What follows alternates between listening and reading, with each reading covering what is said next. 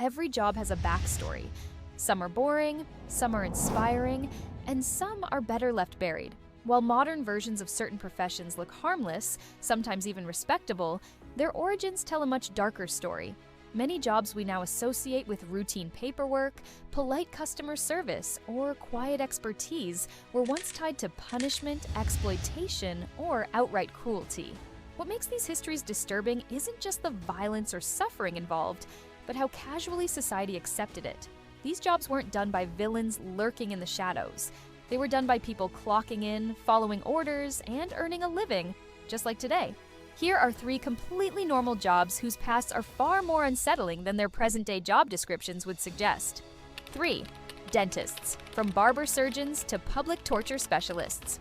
Today, dentists are medical professionals armed with degrees, sterile equipment, and the unsettling ability to ask questions while their hands are inside your mouth. But historically, dentistry was not a branch of medicine.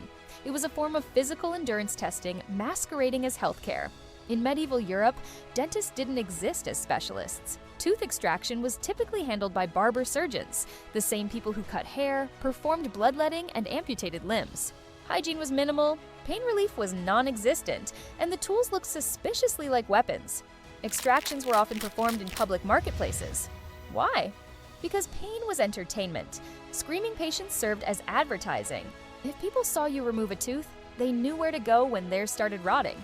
Speed mattered more than accuracy, and infections were common enough to be considered a normal side effect. Some barber surgeons also worked as executioners. On Monday, they pulled teeth. On Tuesday, they removed heads. The skill set overlapped more than anyone was comfortable admitting. 2. Teachers, discipline, fear, and state-approved trauma. Teaching today is associated with learning, guidance, and inspirational quotes taped to classroom walls.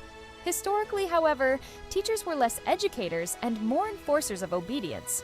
For centuries, education relied heavily on corporal punishment. Teachers were expected not just to instruct, but to discipline, often violently. Whippings, canings, beatings, and humiliation were considered essential learning tools. A teacher who didn't punish students was seen as weak or ineffective. In some societies, teachers were legally permitted, shenji expected, to physically harm children to instill discipline. Mistakes weren't corrected, they were punished. Left-handedness was beaten out of students. Speaking out of turn earned pain. Forgetting a lesson resulted in public humiliation. The unsettling part is that this wasn't fringe behavior. It was standardized. Parents often encouraged harsh punishment, believing fear was the best motivator. The classroom wasn't a safe space. It was a controlled environment where authority was absolute and resistance was dangerous. Modern teachers, thankfully, are educators, mentors, and emotional support systems. But the profession's roots reveal an uncomfortable truth. Education was once enforced through pain, not curiosity. The job was less about shaping minds and more about breaking wills efficiently. 1. Accountants, the quiet architects of exploitation. Accountants are often viewed as boring, meticulous professionals who deal with spreadsheets, taxes, and financial compliance. Their job seems neutral, even dull. Historically, however, accounting has been one of the most powerful and morally ambiguous professions in human history. Accounting systems were essential to slavery, colonial exploitation, and forced labor economies. Enslaved people were listed as assets, depreciated over time, insured, bought, and sold with chilling precision. Accountants tracked their value, productivity, and loss. In colonial regimes, accountants calculated taxes that drove populations into famine. They balanced books that justified land seizures, resource extraction, and exploitation, all while maintaining the appearance of administrative order. Numbers made cruelty efficient and impersonal.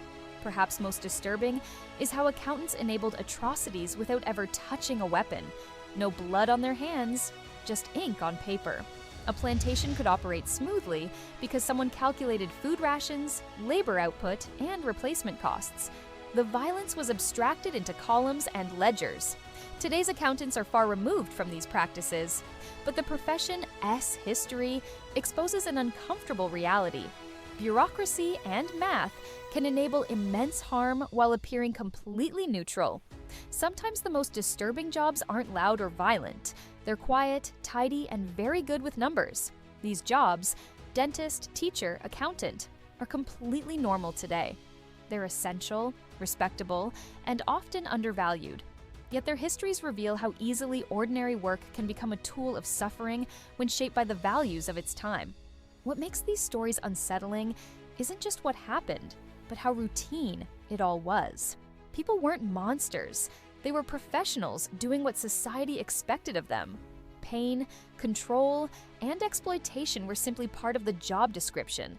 History reminds us that no profession is inherently moral. Jobs reflect the systems they serve. And while it's comforting to believe we've evolved past such darkness, these hidden histories serve as a warning. When cruelty becomes normalized, even the most ordinary jobs can carry extraordinary harm.